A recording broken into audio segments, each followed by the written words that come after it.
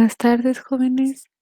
El día de hoy en la clase se vio la biografía, entonces les voy a grabar un breve resumen de la biografía para en caso de que haya quedado alguna duda y así. De igual forma, si tienen alguna duda, la pueden escribir en la parte de comentarios y yo se las responderé.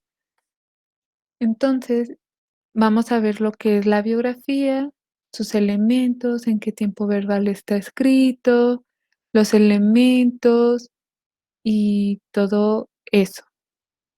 Así que a continuación les estoy mostrando una infografía que realicé para poderles explicar brevemente lo que es la biografía. Bueno, ¿qué es la biografía?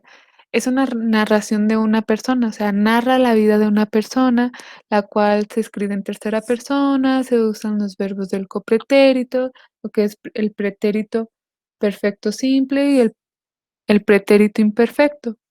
Aquí en la biografía se mencionan los hechos más importantes, o sea, desde que nació hasta que falleció o hasta actualmente, o sea, no necesariamente tiene que ser la biografía de alguien que ya falleció. Aquí se mencionan las fechas, los lugares, etcétera. Entonces, también va por un orden cronológico, es decir, va por tiempo, por ejemplo, la etapa de la niñez, la etapa de la adolescencia, la etapa de adultez y la vejez, que ese sería un orden cronológico, mencionar cada etapa. El tiempo verbal. Aquí tenemos 2 tiempos verbales, que es el pretérito perfecto, el cual da a entender, o es la referencia de una situación que ya terminó, y está escrita en tercera persona del singular. Ejemplo de esto son: vivió, jugó, estudió, etcétera. El pretérito imperfecto. Aquí nos está hablando sobre una acción que sucedió en el pasado. Y la terminación en primera persona es enaba, y en segunda y tercera es ia. Entonces, un ejemplo de esto sería estudiaba, tenía, etcétera. Los elementos que tiene una biografía y los cuales están en ella, en este caso, en primer punto es la introducción, donde se menciona lo que fue de la persona. En el desarrollo es cuando se da inicio de desde que nació hasta el final, y en la conclusión es lo final de la biografía, es decir, la vida de esa persona. En este sentido, puede ser lo que sucedió al final. Y algunas biografías traen opiniones, o sea, en la misma conclusión sigue una opinión, o sea, ¿qué opino yo acerca de esa persona? Otro punto son los verbos utilizados en pasado: era, fue, etcétera. Y como les mencionaba, el uso del copretérito y, en este sentido, el uso del pretérito perfecto simple y el pretérito imperfecto. También el tercer punto nos hace referencia al uso de los signos de puntuación. Aquí lo que podemos ver más usualmente es el uso de los puntos y seguidos, que es cuando se termina una oración, y el punto y aparte, que es cuando termina un párrafo, y también el uso de las comas. El último punto sería el uso de los adverbios, que a continuación se los voy a explicar. Que los elementos para una redacción coherente, o sea, que se entienda la biografía, son los siguientes, que en este caso lo dividí en 3.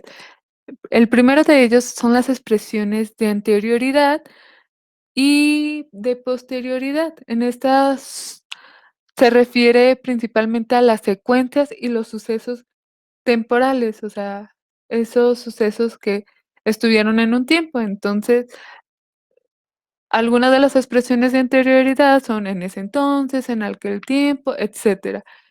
Y de posterioridad se refiere a finalmente, luego, más tarde, etcétera. Las expresiones de simultaneidad se refiere a aquellos sucesos que sucedieron en un mismo lugar o en el mismo espacio.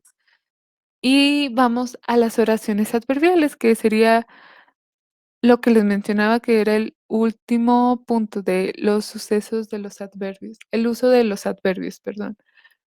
Entonces, consta de 3, son 3 tipos de las oraciones adverbiales y los cuales están más presentes en una biografía. El primero de ellos se refiere al tiempo, o sea, ayer, cuando nació, etcétera. El de modo es de tranquilamente, como todos sabemos, etcétera. Y el de lugar nos da a entender como allá, donde nació. Por ejemplo, de esto es cuando se menciona del nacimiento de la persona, o sea, dónde nació, el lugar, o sea, y así sucesivamente. Y finalmente tenemos los signos de puntuación a utilizar. A esto nos referimos a lo que les mencionaba anteriormente, que es el punto. Entonces, hay 2, que es el punto y seguido y el punto final. El punto y seguido es cuando se termina una oración y el punto y aparte es cuando se termina un párrafo y se da continuidad a otro. La coma es para dar espacio y separar ciertas ideas o ciertos elementos de la oración. Y pues bueno, espero que haya quedado entendido. La actividad que van a realizar y que es realizar el día de hoy son hacer en su libreta o en un documento de Word 3 párrafos de su historia de cuando entraron a la secundaria hasta actualmente. Entonces, lo suben a Google Classroom y yo se las voy a revisar. Espero que haya quedado entendido. De igual forma, si surge alguna duda, pueden comentármelo en los comentarios de Classroom y yo con mucho gusto se los voy a responder. Muchas gracias.